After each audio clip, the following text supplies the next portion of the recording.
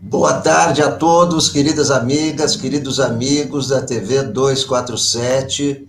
Sejam bem-vindos a mais uma entrevista, que é mais um programa ao vivo da sua TV 247. 24 horas por dia, 7 dias por semana, com você. E quem está aqui ao meu lado é o Salve Cotter. O Salve Cotter é um importante editor de livros brasileiro, de Curitiba, está aí de casaco, se protegendo do ciclone que atingiu o sul do país ontem, causou muitos estragos em todos os sentidos, e também atingiu Curitiba, onde está Salvio Cotter agora. Então, para começarmos a nossa conversa, Salvio, peço que você dê aqui o boa tarde para os nossos telespectadores. Bacana, Alex. Boa tarde, comunidade 247, querida comunidade que eu tive assim, a honra e o prazer de conhecer bastante viajando o Brasil com Mauro Lopes, quando lançamos o Lula e a Espiritualidade, né? Viajamos o Brasil inteiro, várias capitais, e a comunidade apareceu em peso em cada um dos lançamentos, foi um contato próximo e muito caloroso, né? Como a comunidade é. Que acho que também é um pouco fruto do momento que a gente vive, né? Todo mundo está mais até carente, assim, de encontrar pessoas que pensam como a gente. Eu acho que eu, pessoalmente, passo uma situação muito difícil na família e outros contatos sociais que, na verdade, acabaram caindo aí nessa conversa desses WhatsApps, né? E levaram a coisa para um lugar muito chato. E aí, nesses encontros do 247, o 247 acaba sendo uma espécie de catalisador, assim, né, dessas energias progressistas, democráticas. E então eu saúdo com muito prazer essa comunidade. E com não menos prazer, o Alex Sonic, um dos maiores jornalistas do Brasil, que é a história viva aqui, é inanimável, assim, o prazer que eu tenho em estar falando contigo, Alex. Que, aliás, por nossa sorte, também já é autor da nossa editora aqui. Pois é, Salve, eu te agradeço, queria te agradecer de novo em público, porque numa situação que o país está passando, que o mundo está passando, eu sei que é muito difícil para todos e para uma editora, então é dificílimo, ainda mais uma editora que tem que conviver com um governo autoritário. Eu sei que é uma situação muito difícil e a tua editora foi em frente, abraçou esse desafio e, além disso, agora está publicando essa coletânea com autores novos, que é muito importante, não é? O Brasil é pleno de talentos, né? Grandes escritores, grandes artistas plásticos, grandes teatrólogos. E falando nisso, Salve, você está aí em Curitiba. E eu, quando Sim. era moleque, quando eu tinha 15, 16 anos, eu adorava Dalton Trevisan. Eu queria escrever como ele. Porque ele escrevia de uma maneira tão fácil, sabe? Que eu falava assim, poxa, é tão fácil ser escritor. Vou escrever como Dalton.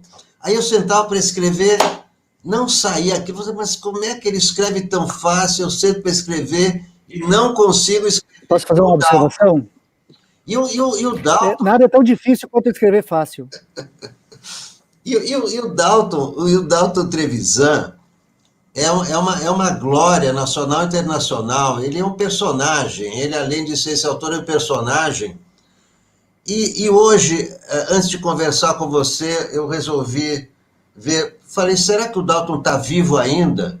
Porque ele já era adulto quando era moleque. Aí eu fui lá, né? Na Wikipédia, 95 anos, Dalton Trevisan. Eu tive a honra de ser vizinho de esquina dele. Ele mora numa esquina, daí tem um hospital, assim, um pátio no meio, na outra esquina estava eu. Então, de vez em quando eu tinha o privilégio de ver, porque você sabe que ele vive meio como um vampiro, né?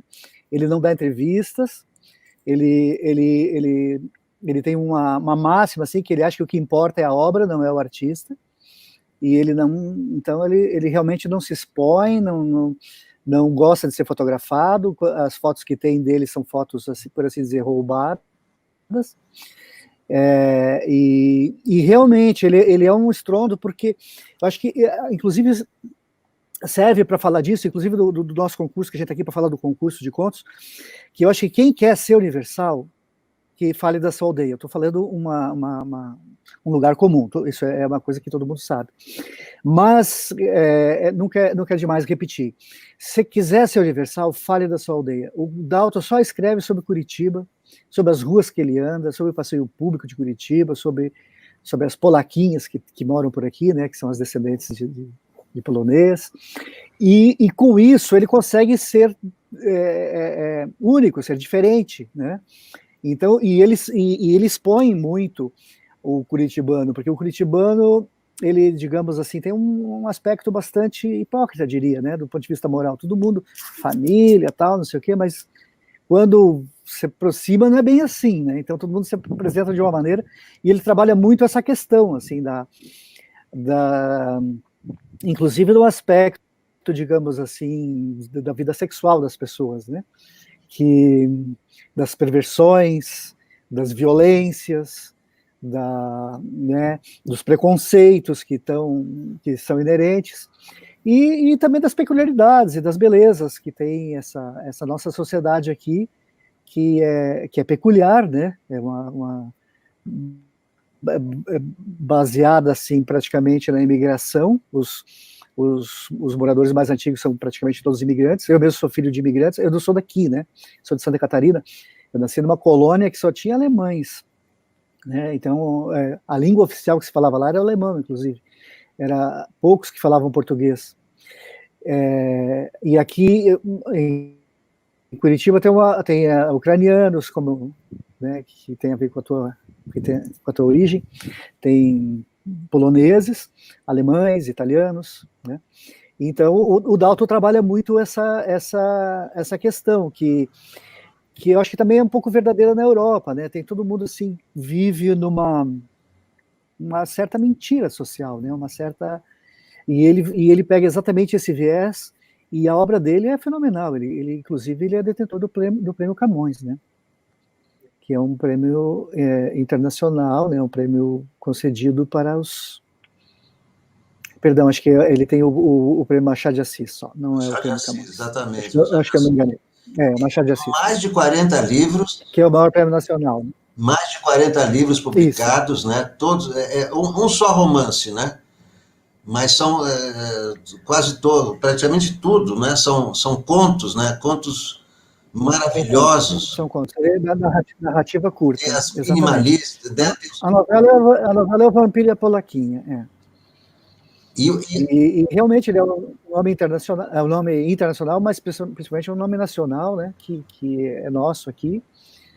E você faz bem em falar dele, porque ele está aí, está vivo, né, como você falou, 95 anos, mas está ativo, está escrevendo, e isso que você falou, como ele escreve fácil, ao contrário, ele reescreve demais. Assim, todo mundo conhece, todo mundo já viu o Dalton nas livrarias comprando o próprio livro de edições mais antigas para fazer desaparecer, porque ele reescreve, ele retrabalha aqueles textos falsamente simples, né? Eles são, na verdade, textos complexos, muito trabalhados, a ponto de ele fazer isso. As edições mais antigas, quando ele pode, ele vai recolhendo, ele mesmo gasta o dinheiro dele para tirar de circulação, porque ele está sempre se cobrando, né? Melhorar, fazer mais e fazer melhor. Eu acho que isso é válido para qualquer profissão, mas para o escritor é fundamental, né?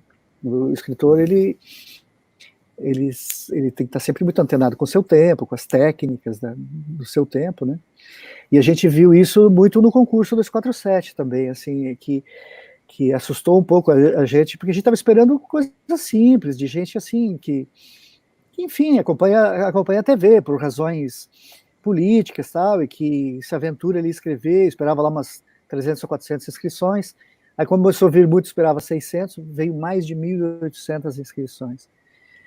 isso é mais inscrições do que inscrições do Prêmio Oceanos, que é o prêmio que paga o maior prêmio do Brasil. Na verdade, não é do Brasil, é um prêmio lusófono, né? Ele pega Portugal também, e todos os outros países lusófonos podem participar. E o prêmio 247 teve mais inscritos que o prêmio Oceanos. Agora, e aí a questão da qualidade, eu acho que está muito atrelada ao fato de realmente, embora seja um pouco chato falar bem de si mesmo, ou do próprio grupo, eu entendo que é no progressismo que você tem as mentes mais brilhantes. Não que não tenha gente inteligente que seja de direita, em absoluto, existe, mas é muito mais raro, é muito menos, né? Pelo menos é a observação, é a impressão pessoal que eu tenho pelas pessoas que eu conheço, as pessoas que eu conheço, assim, que eu respeito mais pelo conhecimento, pela leitura, pelo aprofundamento, são todas mais ligadas a uma centro-esquerda ou uma esquerda, né? Então, talvez por isso... Desculpe, pode continuar. Desculpa, pode continuar. Talvez por isso, talvez isso justifique a qualidade ser tão alta, né? Então, já que você está me permitindo, eu vou só para completar a ideia, é normal ter esse tipo de coisa aqui, por exemplo, você está para ler aí, os 100 melhores contos brasileiros dos séculos, que é do caso do século XX. Opa! Tá? Então, costuma sair esse tipo de publicação. Eu, sinceramente, não vou estranhar nada se não entrar algum conto do concurso junto. Tem dois, assim, que eu aposto mais, porque eles são mais, digamos assim, não que sejam exatamente melhores, tão melhores que os demais, mas estão mais, digamos assim, configurados para esse tipo de classificação. O Sálvio, você tem ideia de qual foi a temática predominante nesses contos, como tema, né? Havia muitos contos sobre a ditadura? Eu diria que não. Eu diria que a ditadura está mais esquecida, né, nesses contos. Se eu tivesse que falar uma palavra, eu falaria angústia. Né? Eu acho que todos, assim, o que mais permeou a todos foi angústia. Pelo menos da maneira que eu percebi. Agora, a segunda palavra seria metáfora, porque eu não imaginava que os brasileiros dominassem tão bem a metáfora. Vai que o Lula tem a ver com isso. Então, por exemplo, para citar um dos contos, em que você tem um caminhoneiro que ele vai sempre para um lugar e falam para ele que tem um outro caminho, um atalho. E aí ele passa e pede uma opinião lá para os desconhecidos, e fala, muito bom, vai por aqui. E ele foi. Então veja a metáfora que ele cria para colocar a situação do Brasil, né? Em que pessoas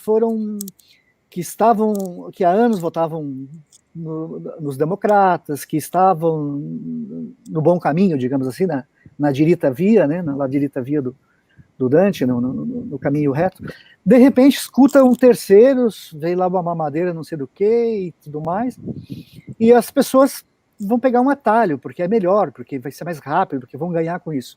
E obviamente que ele vai lá com os burros na água. Aliás, esse conto está entre os 3 primeiros, né? Se chama Travessia. Então é fabuloso. Tem várias outras metáforas também, porque daí ele vai ter que passar por uma balsa, e nessa balsa ele vai passar por cima, por assim dizer, de cadáveres de caminhão, né? Então esse é um caminho que envolve, também metaforicamente, eu entendi assim pelo menos, envolve essa questão de a gente ter escolhido um caminho que tem isso, nesse caminho tem essa pedra, né? Tem o sangue. Já teve o sangue da Marielle, tem muitos outros sangues correndo aí, e eu acho que ele está se referindo a isso, mas sempre com uma metáfora, sempre com uma literatura muito requintada. Um outro dos contos, espero não errar aqui, acho que um outro dos contos que venceu, que é o Vírus, que é uma engenhosidade fantástica, que é um conto escrito por uma mulher, eu posso confirmar em seguida o nome, que ela pega e faz o vírus andando de pessoa em pessoa, E com isso ela constrói inúmeros personagens e situações muito rápido, muito ágil. É um conto absolutamente fantástico também. E assim, fica ruim ficar citando um ou outro, porque não é possível citar tantos, né? Mas só para citar 2 exemplos de como os contos não trataram diretamente, estou aqui em casa angustiado porque eu não posso sair. Não foi uma coisa assim. As pessoas foram buscar, eu diria até na poesia, no lirismo, para, digamos assim, ferramentas para falar do tema, sem cair naquela objetividade de falar assim, não aguento mais aqui, ou estou com medo, simplesmente, né, estou angustiado. Então, eu diria que a gente se surpreendeu com isso, assim,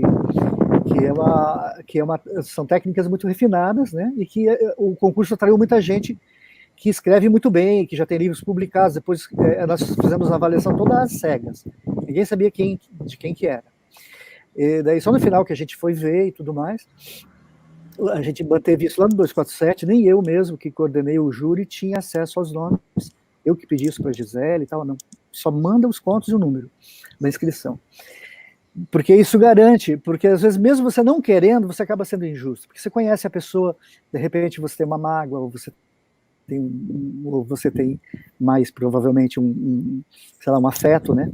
E aí você fica, na hora de julgar, você perde um pouco a condição. Então a gente fez tudo a cega, mas quando a gente chegou nos nomes, a gente foi ver, gente que já está publicando há mais tempo, a gente, né, tem... Então eu imagino que se confirmar o que a gente está tentando, que é manter para o ano que vem de novo o concurso, Alex, eu imagino que aí sim vai, porque agora a gente vai ficando conhecido, né? Aí vai atrair muito mais gente e gente do time A mesmo, né? O Sálvio, uma observação técnica. Eu sei que está ventando muito aí em Curitiba. Você está com a janela aberta? É porque o vento na verdade, eu estou na varanda. O vento está batendo no microfone. Você está com a janela aberta? Se estiver, se você puder fechar a janela, vamos poder ouvi-lo melhor. Sei. Eu vou ver se assim, não sei como fazer. Melhorou assim, não? Eu estou na varanda, na verdade. Você está na varanda. E ela é aberta. Você não tem como fechar, não é janela. É aberto. É isso. Então, só se eu mudasse. Forte, realmente. Agora, Sávio, tá atrapalhando? Sálvio, esse tema da ditadura, né, que poderia se associar à quarentena, mas é um tema de fato desconhecido do grande público, não só na TV 247, mas desse grande público que frequenta as redes, que é um público jovem. Você deve ter visto a pesquisa Datafolha, 52% da população brasileira nasceu depois de 1985. Portanto, não viveram a ditadura, não sabem o que é ditadura, e há poucas informações. É uma crítica que eu faço a nós mesmos, os jornalistas, a literatura, a pouca literatura sobre o que aconteceu na ditadura. E aí é muito importante que as pessoas saibam o que foi e como era, não é? Para não acreditarem em narrativas falsas. A gente está vivendo agora, né, Sálvio, num mundo de narrativas. Então você tem um certo segmento, que é o segmento de extrema-direita, comandado por Bolsonaro, que tenta impor uma narrativa falsa sobre o que foi a ditadura. E eu acho que é importantíssimo que as novas gerações conheçam a história real, a história verdadeira, a história que foi vivida pelas pessoas da nossa geração. Eu acho que você é da minha geração, você deve ter o quê? Você já está... Eu sou de 63. Está no grupo de risco ou não? 57 anos. Estou no grupo. Está no grupo de risco, né? Eu nasci em 1963, o ano anterior ao golpe. Mas você é novo, então, né? Você é bem mais novo que eu.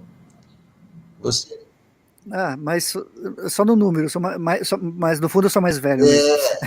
Não, mas então, não, Ah, eu ia perguntar para você sobre as tuas memórias na ditadura.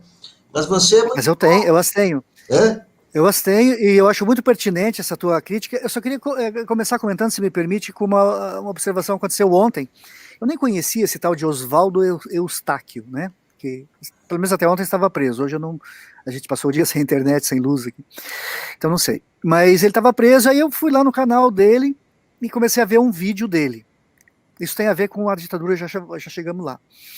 Aí ele falou assim, ele começou a mostrar as cenas de Brasília quando a polícia desmontou o acampamento dos 300 e ele estava os colocando como vítimas e tal, que eles eram, né, o bem, os morais e tudo mais, e que não era que nem em Curitiba, onde teve o acampamento do Lula, em que as pessoas transavam na rua de 3 ou 4, gays, fumavam maconha, urinavam na rua. Poxa, eu moro a 6 quadras desse acampamento. Eu ia direto nesse acampamento. Nunca fui convidado para nenhuma suruba dessa. Eu até reclamei lá, falei, poxa, né? Não me convido, nunca me ofereceram maconha também, como é que fica isso, né? Nunca. Então, em primeiro lugar, eu estou falando isso por quê? Em primeiro lugar, a gente vive uma mentira, como que eu poderia dizer, sincrônica.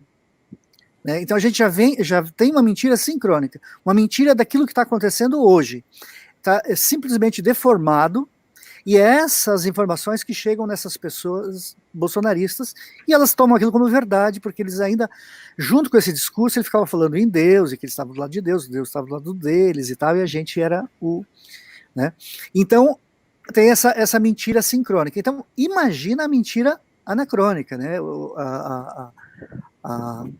Sobre o regime militar.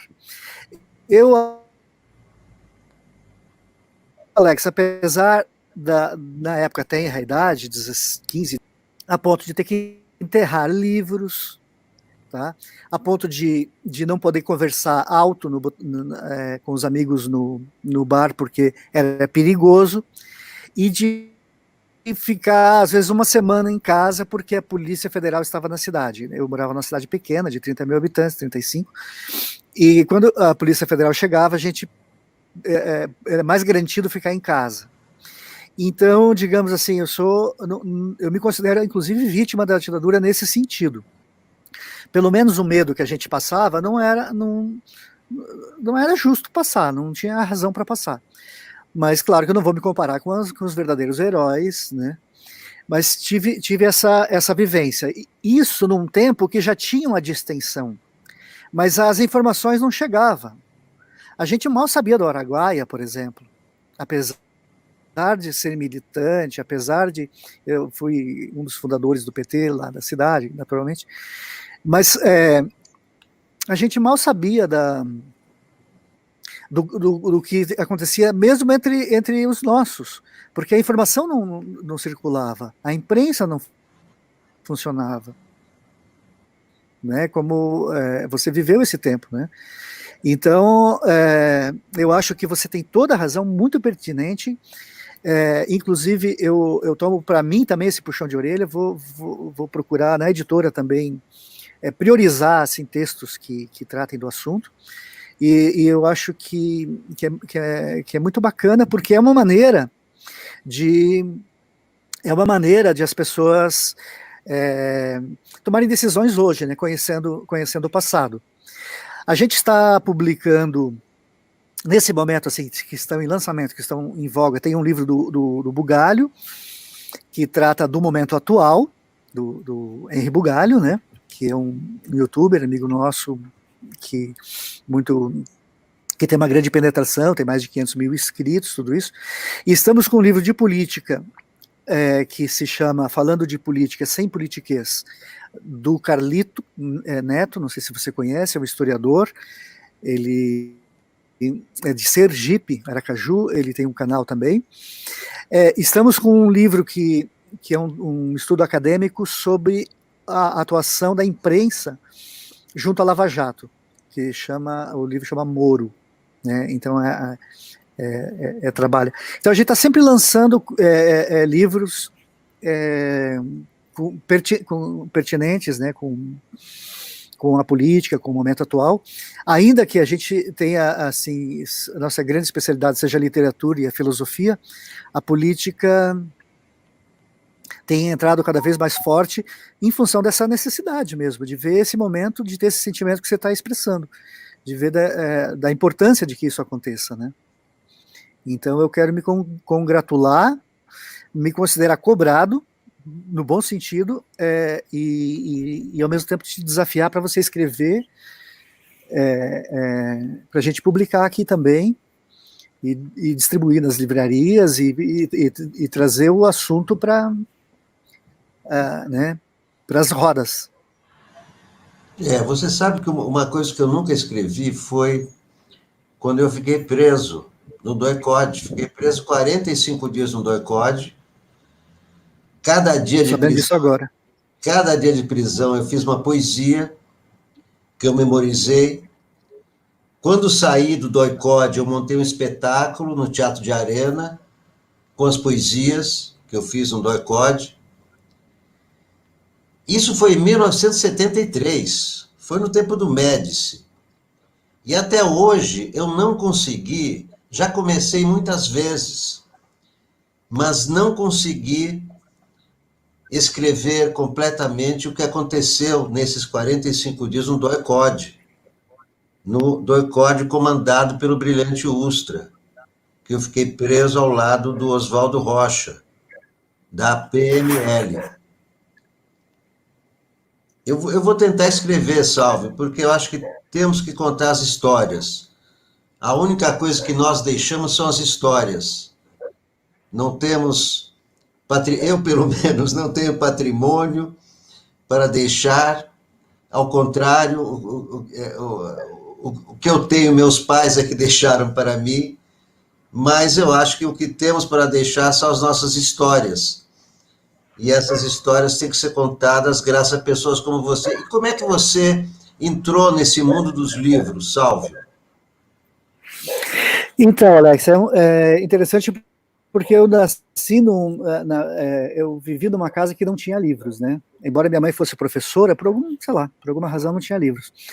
E eu só tive contato com os livros no colégio. Quando eu descobri os livros, eu já tinha uns 12 ou 13 anos, meus amigos iam jogar futebol, eu ia para a biblioteca e ia ler basicamente os românticos brasileiros, né?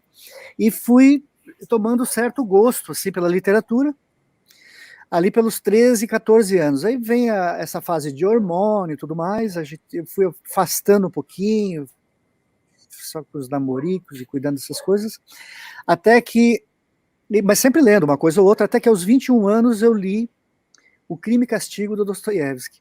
E foi um divisor d'água na minha vida. Eu resolvi, assim, a partir de agora eu sou artista, eu vou me dedicar a ser artista, vou trabalhar para a arte. E logo eu na verdade de formação sou músico, eu estudei música erudita e tal, fui estudar isso e me dedicar à música e tal, então mudei para São Paulo, para Tatuí, que é onde tem o conservatório, e também fui professor lá e tal. Mas era tudo assim, a arte naqueles tempos, né, isso lá, anos 80 e tanto, a inflação enorme, aqueles governos que a gente tinha, a arte tinha muito pouco valor. Aí eu quis mudar para Curitiba, pensei um centro melhor para desenvolver minha atividade musical. E chegando em Curitiba, eu percebi que não era assim, que eu tinha me enganado completamente, que as oportunidades que eu tive, tanto para dar aula, quanto para, enfim, para as atividades musicais que podia ter, ou bem eu teria que fazer o que eu não queria, que era dar aula de música popular, que é para a qual eu já tenho pouco talento, e eu acabei criando um gosto pela música erudita, né? E na música erudita eu não ia conseguir me manter. Então eu tive que ir para a área comercial, digamos assim, para sobreviver, porque eu não tive nem herança. como você. E aí, então, a atividade artística mais viável no contraturno era exatamente a leitura, né? Eu comecei a ler, então eu cheguei a ter uma fábrica enorme de piscinas, um monte de funcionário e tal, e eu ficava lá preparando a Ilíada. Eu fiz uma publicação, a maior publicação que eu fiz foi uma Ilíada do Homero anotada, verso a verso, tem quase 1000 páginas, e sempre trabalhando com a literatura, até que chegou um momento que essa fábrica entra em dificuldade, teve ali uma sacanagem judicial no meio e tudo mais. Aí eu falei, sabe o quê? Larguei tudo e fiquei me dedicando só à literatura. No começo, como ghost, né? Trabalhei muito como ghost. E aí, em 2007, eu resolvi fundar a editora, mas aí eu tive uma doença, fiquei 1 ano de cama, parou, só em 2014 que deu para retomar. E, enfim, a minha vida e a vida dos livros assim, é uma coisa que se confunde. Na minha casa, você não anda sem tropeçar em livro, e então, digamos assim, eu gosto de todas as expressões, já trabalhei também com teatro, já escrevi para o teatro, já atuei um pouquinho, já dirigi na música, como eu falei, mas é a literatura que realmente, assim, eu sempre, é onde eu me encontro, né? E aí tinha a questão, assim, em Curitiba, eu vi florescer muito,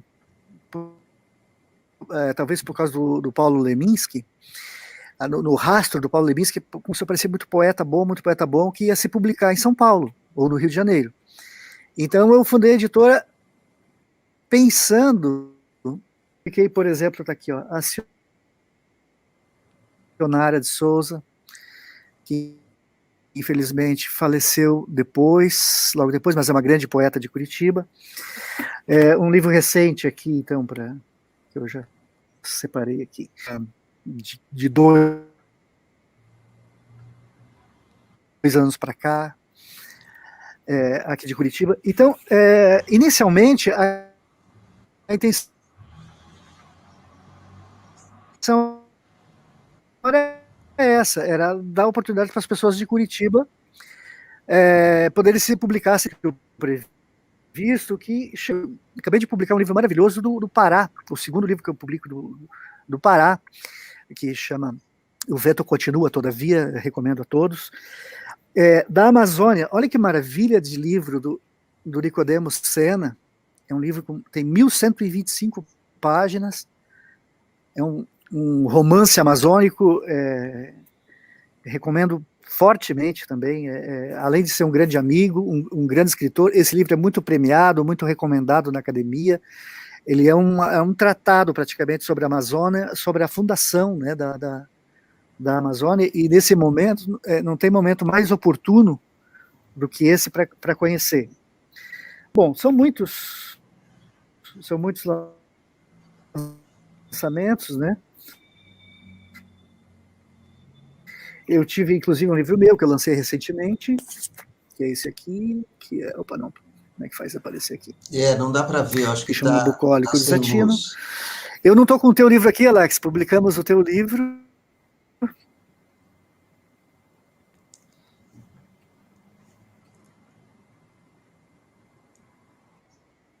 Está sem luz. Publicamos o teu livro aqui também. Filosofia é o livro que levanta todo o Leibniz, né? Toda a obra do Leibniz. Enfim, são mais de 300 títulos. E assim, com o foco primeiro na literatura, o segundo é na filosofia e política. Você falou do Paulo Leminski? Então, esse é o nosso trabalho. E eu entrei no mundo dos livros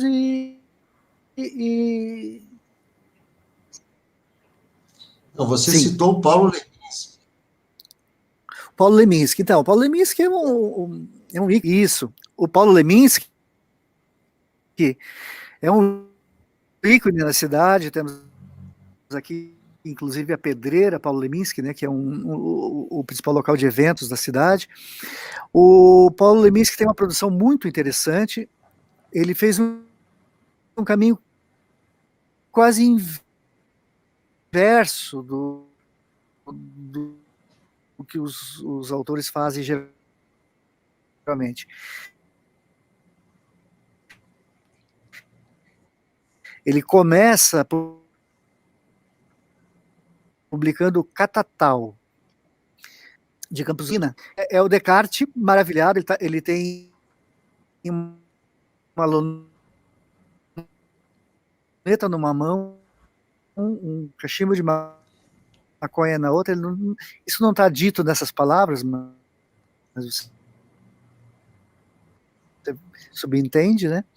E aí ele fica olhando esses animais fabulosos,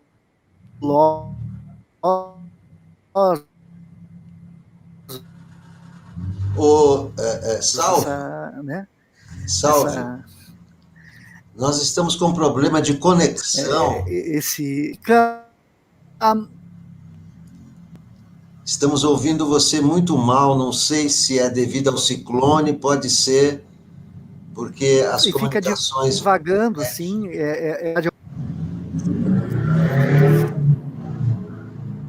Você me ouve, Sálvio?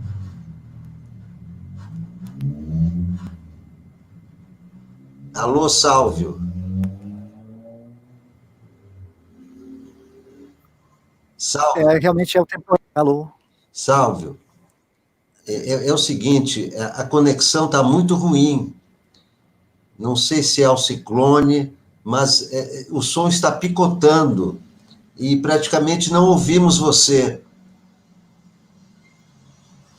Fala só mais um pouquinho para ver se a gente continua podendo ouvi-lo ou se a gente vai ter que interromper, porque realmente está difícil, o som está picotando. Fala só mais um pouquinho, Sálvio.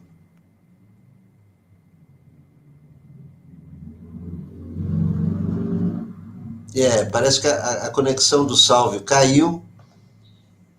Há um ciclone naquela região, atingiu fortemente Rio Grande do Sul, Santa Catarina e Curitiba, não é? A conexão já estava frágil, mas agradeço muito a entrevista do editor Sálvio Cotter, de Curitiba, da editora Cotter, que é um grande parceiro da TV 247. Olha, parece que ele está voltando.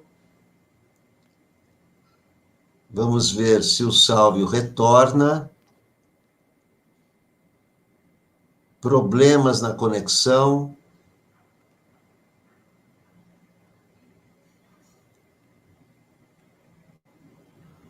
Parece que não há condições mesmo de continuar a entrevista. A conexão não volta. Eu agradeço muito ao Sálvio Cotter, editor de Contos da Quarentena, em parceria com a TV 247. Muito obrigado a todos por assistirem. TV 247, 24 horas, 7 dias por semana com você. Muito obrigado a todos e até a próxima.